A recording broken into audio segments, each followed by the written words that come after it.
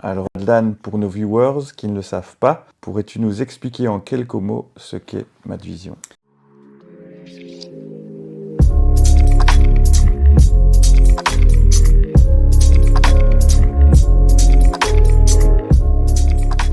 Madvision, c'est un opérateur multimarque dans le quick service restaurant. En résumé, on prend des marques connues ou moins connues dans le food et on les développe dans un territoire donné. Sous forme de principalement franchise, mais on ouvre également des magasins propres. D'accord. Tu as commencé en reprenant un Otakos et en opérant un Otakos, hein, Ouais. le premier de Belgique d'ailleurs, si je me souviens C'est bien. ça. Quand tu as commencé Madvision, c'était déjà ton objectif de développer un parc de franchisés, de reprendre des marques, ou l'ambition est venue chemin faisant? Non, l'ambition est venue, l'appétit vient en mangeant, comme on dit. Donc, quand je commence un business, je dois chercher du développement. C'est mon objectif principal premier. Et quand on a commencé avec Otakos, mon idée c'était d'ouvrir beaucoup d'Otakos. En tant que franchisé, je ne connaissais pas tout le business model complet.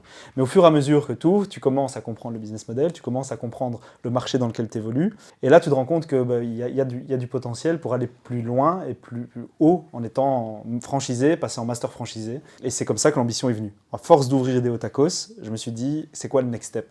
À un moment donné, tu capes au niveau d'ouverture. Et le next step, c'était de devenir master franchisé, ce qu'on est aujourd'hui. Et ton next step, donc aujourd'hui, il y a Gongsha, mais pour arriver à Gongsha, tu es passé par d'autres étapes. Pour arriver à Gongsha, je suis passé par plusieurs autres étapes. Donc il faut comprendre que Madvision, à l'époque, c'est personne. C'est 5 restaurants au tacos. Ça peut paraître beaucoup pour certains, 5 restaurants quand on en parle, mais dans l'industrie, c'est rien. Tu es face à des groupes Bertrand qui en ont des milliers, à Caris Capital qui en a des milliers. Donc 4 restos, ça représente absolument rien. Tu es une goutte d'eau. Et donc des marques comme Gongsha ne s'intéressent pas à toi. Ça, c'est important de le comprendre. Et donc pour qu'elles s'intéressent à toi, tu dois utiliser des stratégies qui permettent d'arriver à tes fins. Et la stratégie première, c'était de signer une master franchise d'un gros groupe, assez rapidement. Le plus simple pour nous, c'était Caris Capital, Chicken Cheese. On signe avec eux, on passe dans les médias, notre nom est associé à Caris Capital. On envoie à Gongsha, ils ne nous répondent pas, mais je pars à Londres, dans leur siège, au culot, sans rendez-vous, pour aller les voir. Et ça clope, ça marche, on signe. Donc à un moment donné, tu identifies que Gongsha a un potentiel. Tu peux nous expliquer Gongsha brièvement ce que ça représente? Gongsha, c'est le leader mondial du thé premium, dont une des catégories les plus connues pour les gens, c'est le bubble tea. C'est le numéro 1 mondial tant en termes de vente qu'en termes de magasins. Ils sont plus de 2000 restaurants dans le monde. Leader incontesté en Corée, enfin 900 points de vente juste sur la Corée, c'est hallucinant, il y en a un tous les coins de rue. Une ambition dévorante de venir vers l'Occident. Donc c'est une marque qui s'est fortement développée en Asie, mais qui explose aux États-Unis en ce moment et qu'on est en train de faire exploser en Europe. D'accord. Elle se développe au niveau des États-Unis. Aujourd'hui, le siège de décision est toujours en Asie? Non, le siège de décision, ils l'ont justement déménagé à Londres pour s'orienter sur l'Occident, donc sur les États-Unis et l'Europe principalement, sur ces marchés-là, et le Moyen-Orient. Avec des investisseurs américains, si j'ai bien compris. Oui, c'est T-Associates qui est un gros fonds d'investissement qui possède aujourd'hui. On peut dire que c'est le Starbucks du thé?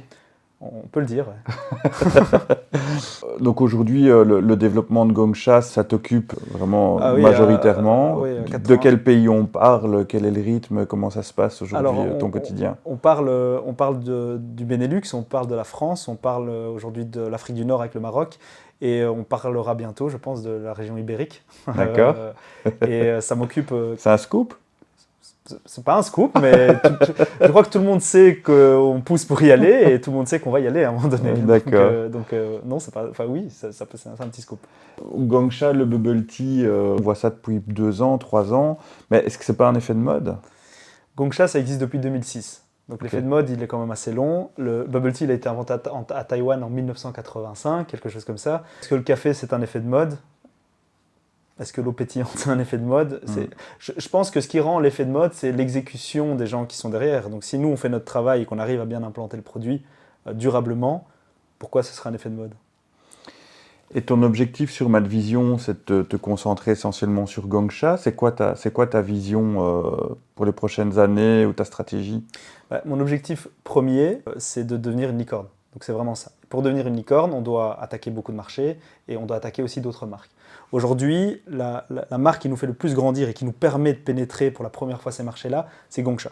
Donc il y a un gros focus sur la marque, mais évidemment qu'on s'intéresse à d'autres marques, évidemment qu'on a de l'appétit pour être aussi propriétaire de marques. La vraie question chez Madvision, c'est toujours c'est quoi le next step? On ne regarde pas ce qu'on a fait derrière. Ce qu'on a fait derrière, ça a été fait, c'est bien, on est content, on se félicite, mais qu'est-ce qu'on peut faire de plus? C'est ça la vraie question. Et je pense que ça peut être une belle histoire de passer d'un âne à une licorne. Ce sera le titre de mon livre, ça. Excellent. Madvision, le nom, ça vient d'où? Ça vient de l'anglais. Donc, il fallait être fou pour faire ça dans l'environnement dans lequel j'ai grandi. C'est ça, c'est vraiment ça. Mad Vision, c'est une vision folle, littéralement, parce que dans l'environnement où j'ai grandi, devenir entrepreneur, c'est de la pure folie. Ce qui en soi ne l'est pas, pour être entre nous, ça ne l'est pas, mais c'est la perception qu'on m'a envoyée toute ma vie. Et le fait de le faire et d'accomplir cette vision, c'est un nom qui est quand même très impactant, je pense, dans l'entreprise. Super, merci beaucoup. Merci à toi.